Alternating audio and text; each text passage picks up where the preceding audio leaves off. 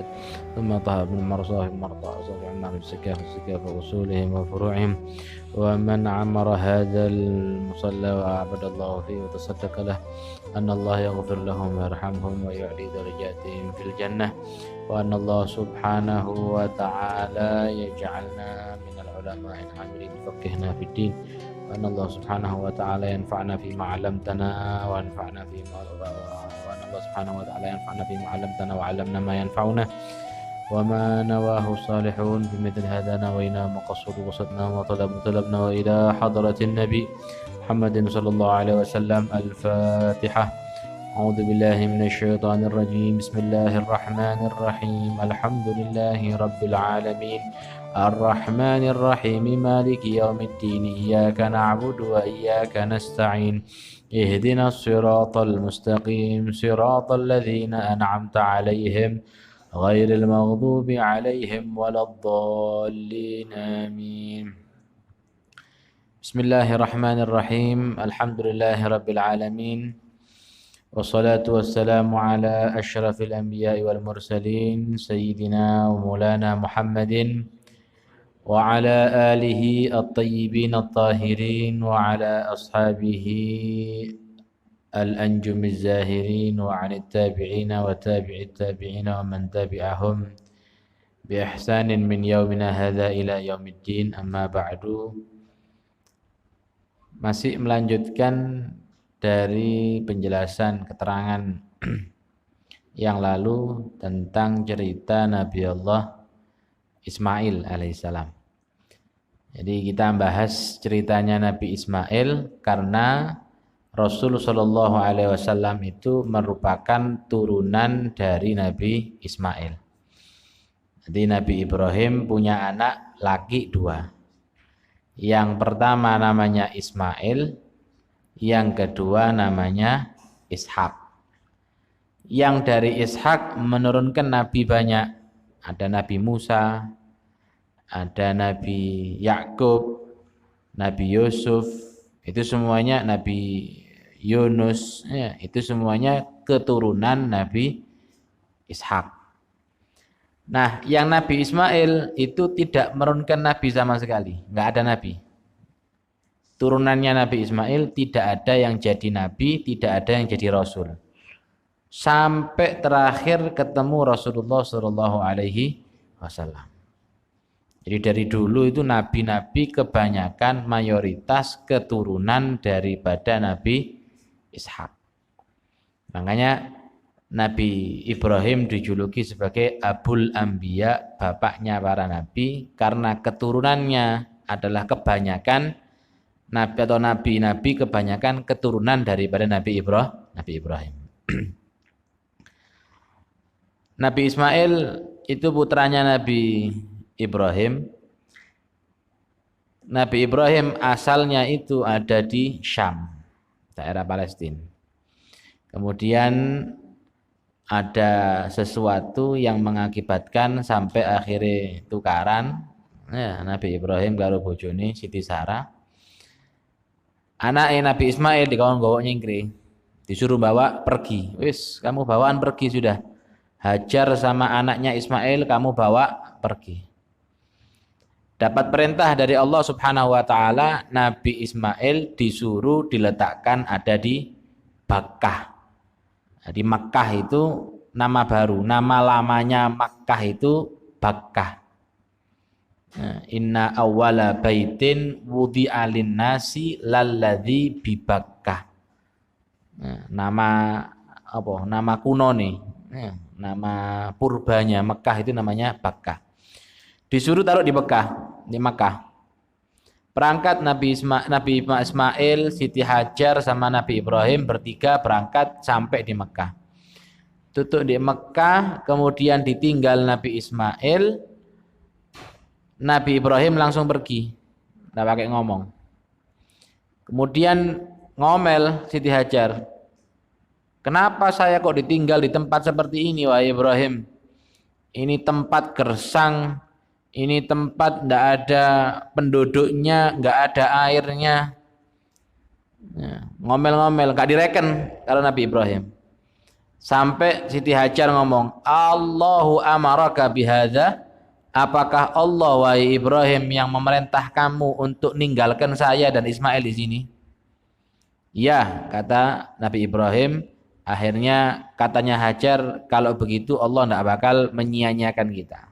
Singkat cerita, ya, Nabi Ismail sama Hajar tinggal ada di Mekah. Ya, di Mekah dulu, ojo bayangno saiki Mekah. Terus ono gedung, ono mall, ya ada pasar, ada ini, dulu nggak ada apa-apa. Ya, bahkan air nggak ada. Ya, bahkan air saja nggak ada. Nah, sampai kemudian muncul sumur Zam-Zam. Nah, jadi ceritanya Zam-Zam itu Nabi Ismail ketika itu kehausan. Nah, anak kecil, bayi kehausan. Tengah-tengah beliau kehausan, disusui sama ibunya, saking gak ono banyu. Nah, saking ndak adanya nutrisi dari Siti Hajar, sampai air susu ndak bisa keluar.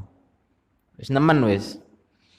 Nah, sampai air susu ndak bisa keluar. Akhirnya bingung. Ya, Siti Hajar ini bingung, nyari air keliling di Mekah gak ono.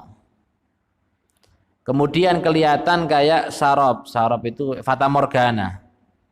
Seakan-akan ada air di atas bukit Sofa. Lari beliau ke Sofa.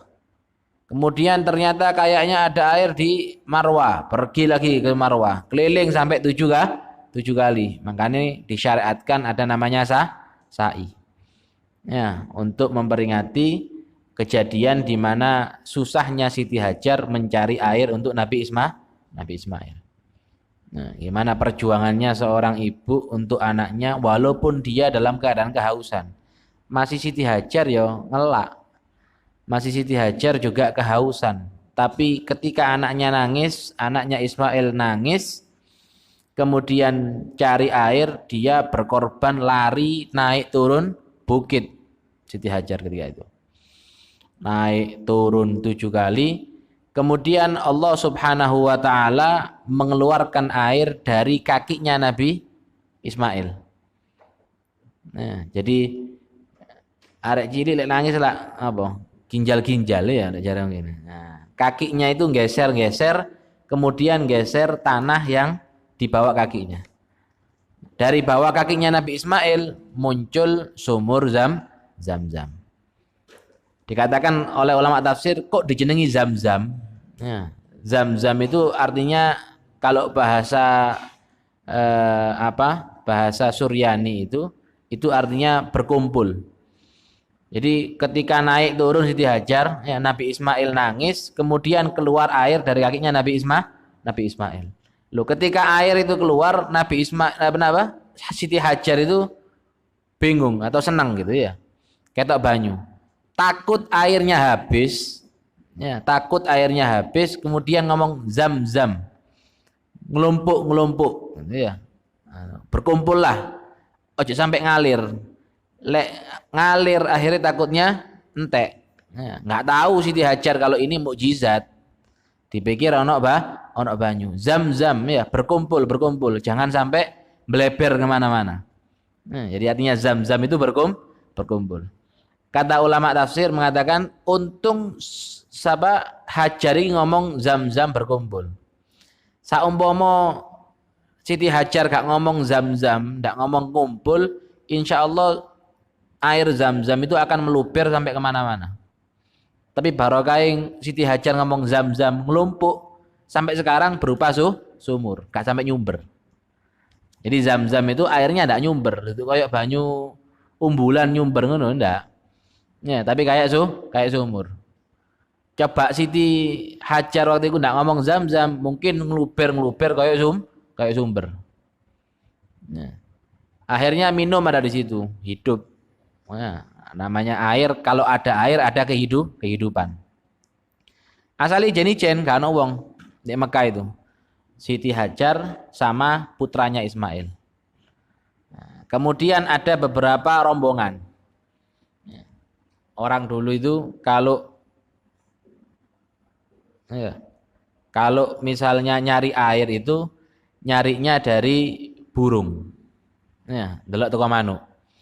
Jadi ketika itu rombongan yang lewat ada namanya kaum Jurhum. Ya, jenenge kaum Jurhum. Iku keliling biasanya lewat Mekah. Ya, biasanya banyak lewat Mekah. Kok ketepaan waktu itu lewat Mekah didelok lho kok ono manuk iki. Ya. Wis cukup. Ya. Kok ono manuk iki, berarti ono banyu iki. Aku tahunan lewat Mekah kene iki gak tahu ono manuk miber. Lho iki kok ono manuk miber, berarti ono banyu iki. Nah, berarti ono banyu. Sak lawase aku lewat Mekah ini bertahun-tahun kok ndak ada burung. Ini kok ada burung, berarti ada air.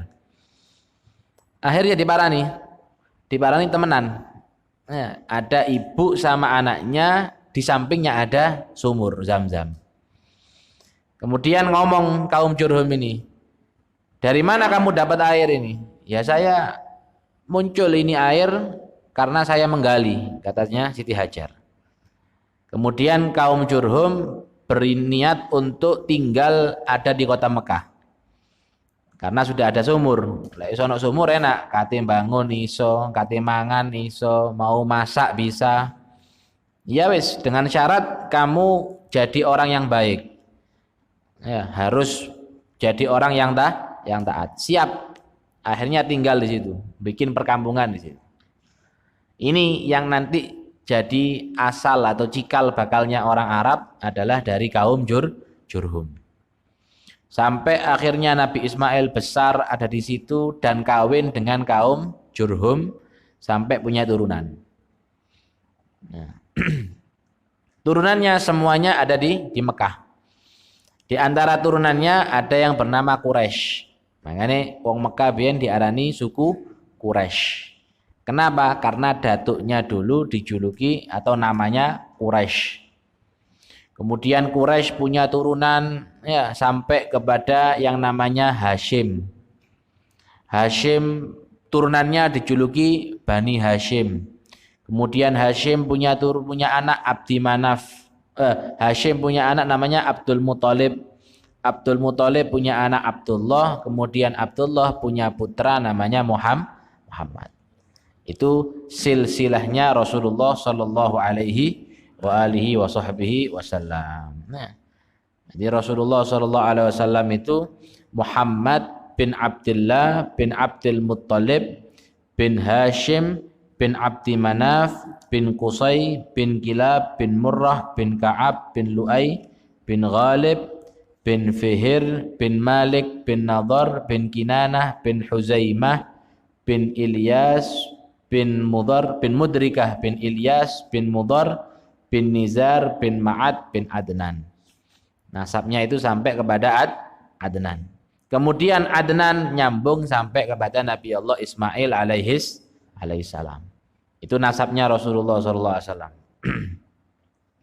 Adapun orang yang menyebutkan nasab-nasabnya Nabi, ya, kan ada wong ceramah nyebut nasabnya Nabi sampai tutup Nabi Ismail. Ya, mulai Adnan sampai Nabi Ismail. Gimana itu? Itu tidak ada kebenarannya secara fakta. Jadi sing disebut Nabi dewe, yang Nabi sendiri mengucapkan saya Muhammad bin Abdullah bin Abdul Muthalib itu cuma sampai Adnan. Antara Adnan nang Ismail itu nggak pernah disebutkan sama Nabi. Orang-orang ahli nasab memang menyebutkan bin fulan bin fulan bin fulan, tapi lek Rasulullah dewe gak tahu nyebut no. Beliau hanya menyebutkan dari Muhammad sampai kepada Adnan. Dan ini yang wajib kita ketahui. Adapun atasnya Adnan, ya itu wallahu a'lam. Ya, apakah benar yang disebutkan wallahu a'lam. Ya. Sampai jari ini di Maulid Azab itu apa? Hadza huwan nasabul ladzi ittafaqu alaihi faman yakhud min ba'du khalafa wa'tada wa ilaihi qad kana al musyaffa'u yantahi wa yukadzibun nasabu mahma addada wa huwa alladhi fardun alaina hifdhahu wa kadzaka kullu mukallafin qad wahhada. Katanya Syekh Muhammad Al-Azab dalam maulidnya, hadza ini adalah nasabnya Nabi yang sudah disepakati. Adapun orang yang Yahud, ya, orang yang berani atau nambah-nambahi nasab Nabi di atasnya Adnan, khalafa wa'tada, dia telah bertentangan dan juga dia telah melampaui batas. Wong Nabi tidak berani kok nyebutkan di atasnya Adnan. Nabi tidak pernah menyebutkan yang di atasnya Adnan. Kok ini ada orang sok-sok lebih ngerti dari Nabi nyebutno nasabi Nabi ndukure Adnan. Wa man yakhud min ba'du khalafa wa'tada. Ya. Wa ilaihi qad kana al-musyaffa'u yantahi, dan kepada Adnan lah dan kepada Ismail lah Rasulullah sallallahu alaihi wasallam nasabnya berakhir. Wa yukadzibun nasabu mahma addada, dan goro itu jarene Syekh Muhammad Azab, goro bohong itu tukang ahli nasab walaupun dia nyebutkan bin Adnan bin fulan bin fulan bin fulan, itu goro. Adapun nasabnya Nabi sampai Adnan ini katanya dalam Maulid Azab, wa huwal ladzi fardun alaina hifdhahu, ini adalah nasab yang fardu wajib bagi kita untuk menghafalkannya. Wa kadzaka kullu mukallafin, begitu juga setiap orang mukallaf yang sudah Islam. Jadi lek wong Islam iku harus wajib hafal nasabnya Nabi. Nah, makanya disebutkan kenapa? Karena menurut sebagian ulama wajib untuk mengetahui siapa orang tua Nabi.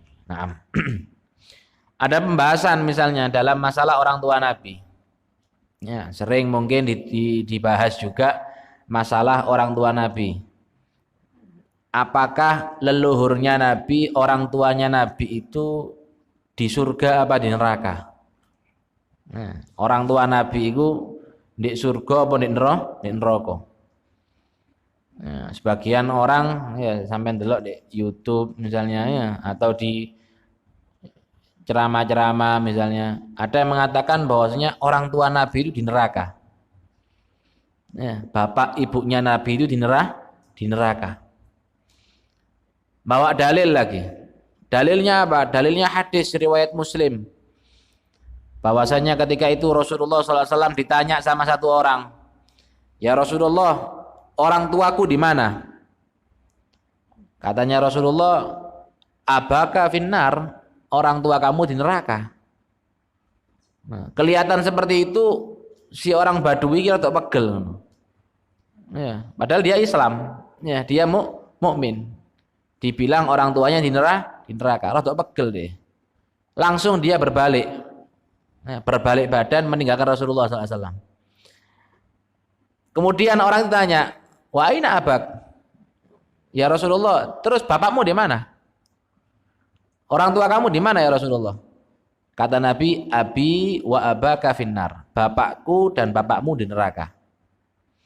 Loh, hadis ini dibikin dalil bahwasanya orang tuanya Nabi di neraka. Satunya lagi riwayat ketika itu Rasulullah SAW pernah ngomong, aku meminta kepada Allah Subhanahu wa taala untuk ziarah dan sholat atau istighfar di makam ibuku.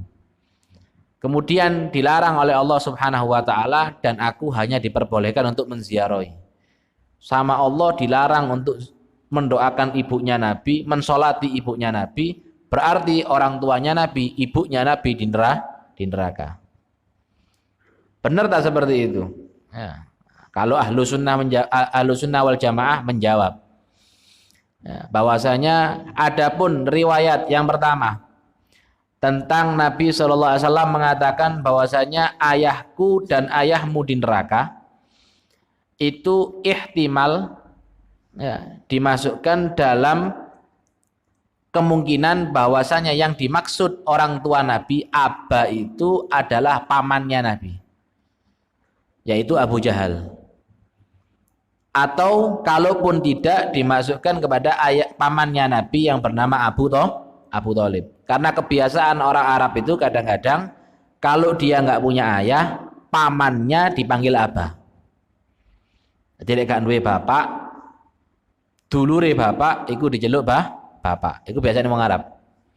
Sama ketika ayahnya Nabi Ibrahim yang namanya Azar. Itu bukan bapaknya Nabi Ibrahim, bukan. Itu kalau Ibrahimu li abihi Azar, ketika berkata Ibrahim kepada ayahnya Azar, itu bukan ayahnya Azar itu. Itu pamannya. Cuman kebiasaannya orang Arab itu memanggil saudaranya bapak itu juga dengan sebutan abah. Nah, ketika kapan? Ketika abahnya meninggal. Jadi penggantinya abah juga dibilang abah. Kan biasa ono arek yatim misalnya dimong Pak Dene, dimong Pak Lie. Kadang-kadang nyeluk Pak Dene bapak, nyeluk Pak Dene ayah. Kenapa? Dia nggak punya orang tua. Nah, Nabi SAW mengatakan abi, ya orang tuaku itu di neraka, abahku di neraka, yang dimaksud adalah pamannya.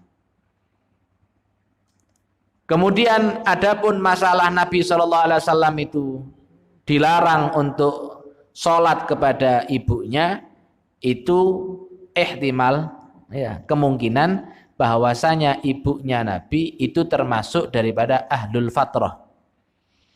Nah, apa mana ahlul fatrah itu? Jadi gini, kesepakatan ulama Ahlus Sunnah wal Jamaah dan yang lainnya bahwasanya orang yang dia hidup di zaman yang tidak diutus Rasul ketika itu, di zaman biyen sadurunge ana Rasul, sebelum ada Rasul diutus, maka orang-orang tersebut tidak dihukumi kafir ataupun dihukumi musyrik. Terus gimana? Termasuk golongan ahlul fatrah, orang-orang yang bersih. Ya. Dalam Al-Quran Allah Subhanahu wa ta'ala menyebutkan, dan tidaklah kami mengadab suatu kaum hatta sehingga kami mengutus kepada kaum tersebut seorang rasul. Jadi kaum itu tidak akan diadab sampai diutus seorang rasul. Kalau sudah diutus rasul kemudian dia nggak beriman dengan rasul itu, baru diadab. Jadi nggak diutus rasul maka nggak dikatakan dia diadab. Misal Indonesia zaman tahun 400 Masehi, kerajaan apa biyen Kutai. Di Jawa ana kerajaan apa? Tarumanegara. Iya. Ya, sadurunge Mojopahit si anyar, sadurunge kerajaan Kediri, kerajaan ini. Lah, ketika itu apakah sudah ada orang yang datang untuk berdakwah di sini? Kalau belum ada orang yang berdakwah di sini, maka mereka itu tidak dianggap orang kafir. Artinya matinya tidak akan diazab oleh Allah Subhanahu wa ta'ala. Kenapa? Wong durung tutuk dakwah. Belum sampai kepada mereka dakwah. Tapi kalau sudah sampai seorang rasul atau utusannya rasul, pendakwah, ngajari bahwasanya Tuhan itu adalah Allah, Rasul itu adalah Muhammad, kok mereka tidak mau mendengarkan ajaran itu, baru nanti matinya diazab oleh Allah Subhanahu wa ta'ala di neraka. Orang tuanya Nabi, antara Nabi sampai Nabi Ismail itu ratusan tahun, ribuan tahun. Tidak ada Rasul di situ. Tidak ada Nabi. Jadi orang tuanya Nabi sampai ke atas itu bukan termasuk orang yang mendapatkan dakwah, tapi termasuk ahlul fatrah. Jadi tidak akan diazab dan tidak masuk ke neraka. Lah Nabi Isa itu kan jaraknya cuman 400 atau 600 tahun dari Nabi. Kan ada Nabi Isa, ada Nabi Yahya, ada nabi-nabi yang lain. Kok tidak dihitung? Adapun Nabi Isa, pernah saya terangkan, Nabi Isa itu khusus diutus untuk kaumnya. Nabi Musa khusus diutus untuk kaumnya. Orang Arab tidak wajib mengikuti Nabi Isa. Orang Quraisy tidak wajib mengikuti Nabi Musa. Nah, jadi orang Quraisy ketika itu, orang Arab ketika itu tidak ada Nabi, jadi tidak diadab.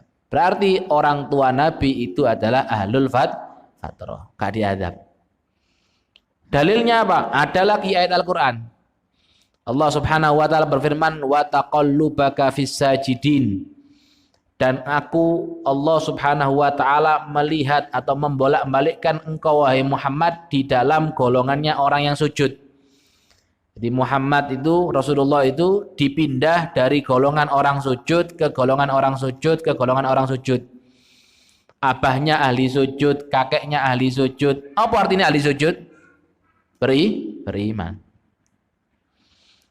Dalam riwayat yang lain juga Rasulullah SAW mengatakan apa? Bahwasanya beliau dipindah min aslabin tahirah, dari sulbi-sulbi yang suci, ilal arhamiz zakiyatil fakhirah, sampai ke rahim-rahim yang bersih. Artinya apa? Lawannya suci itu najis.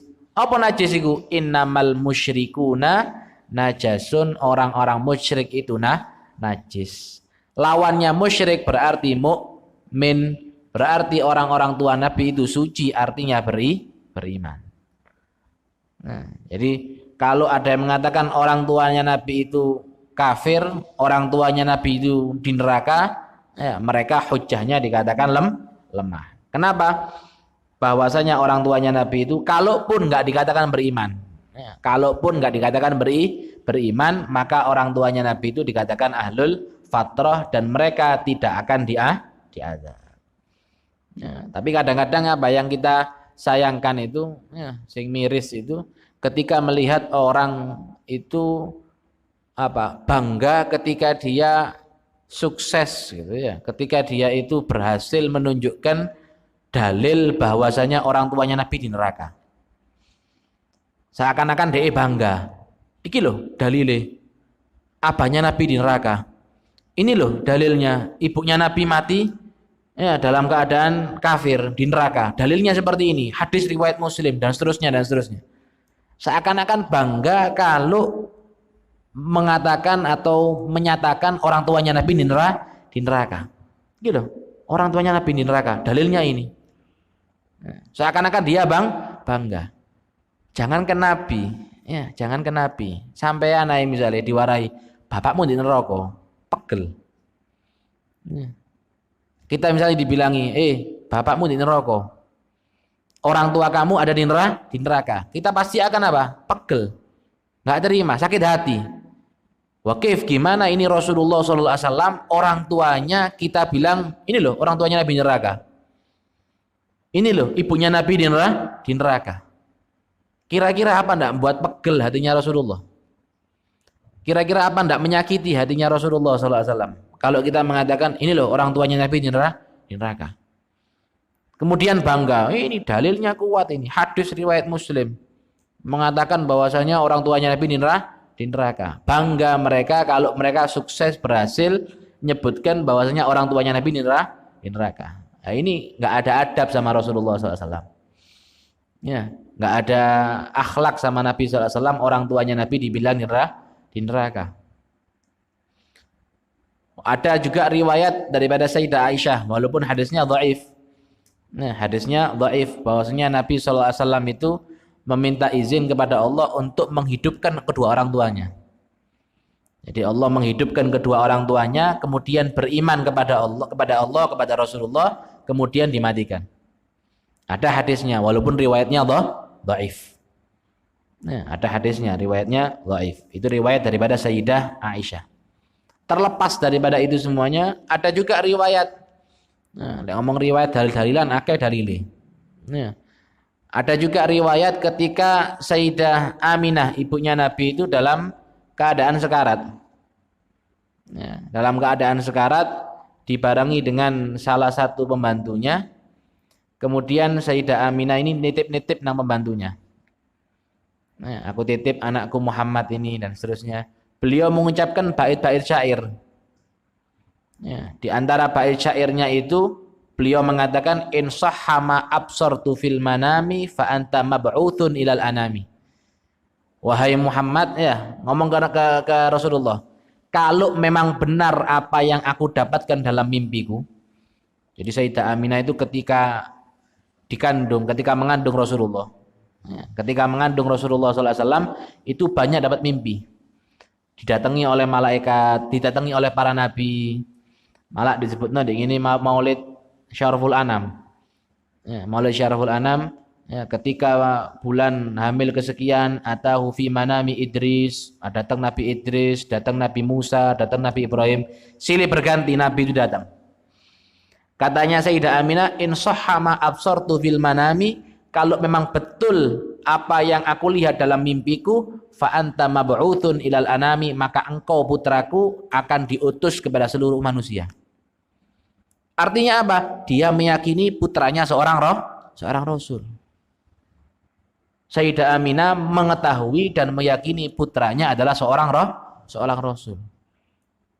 Ya, loh gini kok diwara kafir, dibilang mati dalam keadaan kafir, masuk ke neraka. Naudzubillah min dzalik. Sampai katanya Habib Umar bin Hafid, in lam tu'min Aminah fama amanat man fis sama wal ard. Kalau seandainya Aminah ini enggak dibilang beriman, sak dunia ini enggak harus beriman.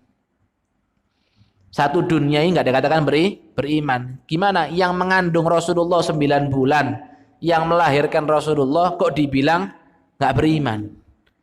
Kok dibilang kafir? Kok dibilang matinya masuk neraka? Ini orang enggak punya akal ini.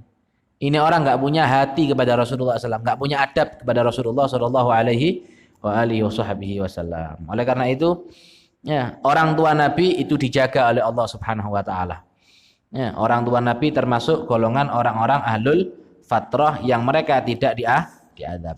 Ya, dan kesemuanya orang tua Nabi, abaun Nabi, dari mulai Abdullah bin Abdul Muthalib bin Hashim sampai ke atas, semua adalah golongan orang-orang yang suci. Adapun ceritane, ya, per orang itu punya cerita sendiri-sendiri.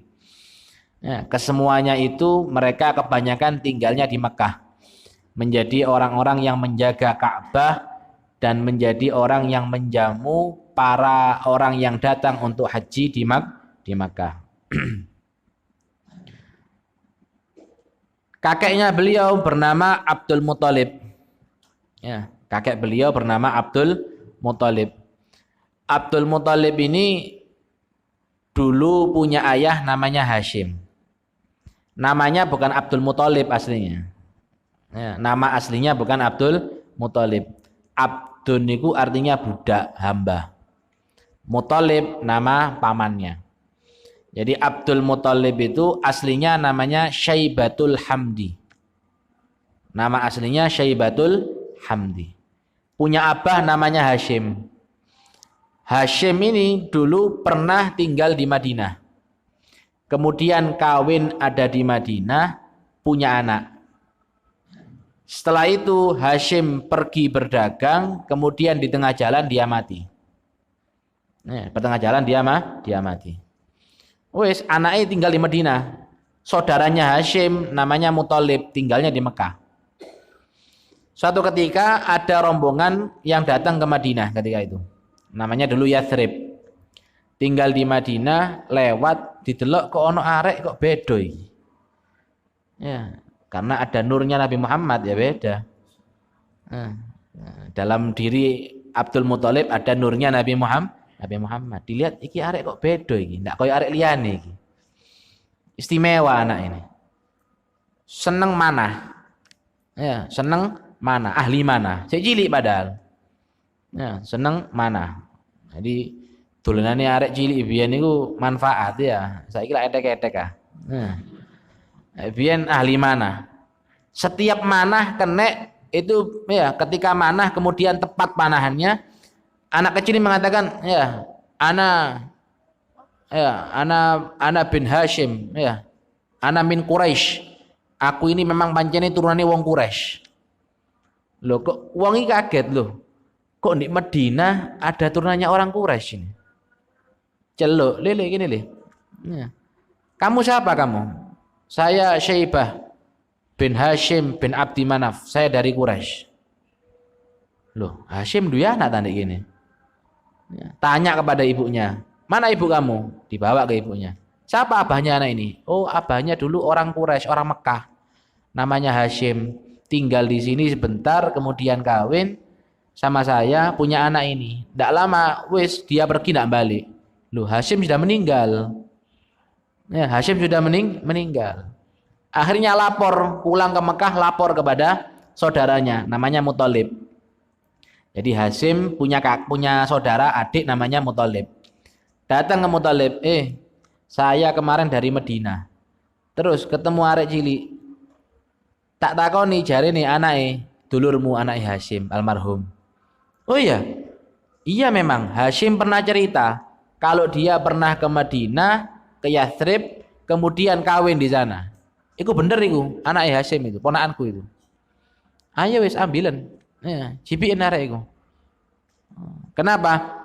Karena jangan sampai dia nanti kehilangan nasabnya. Gak ero dek turunane sapa, padahal turunane wong gede iku.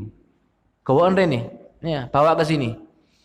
Karena memang anak yatim itu, Pak. Ya, anak yatim itu tanggungan bukan tanggungan ibunya.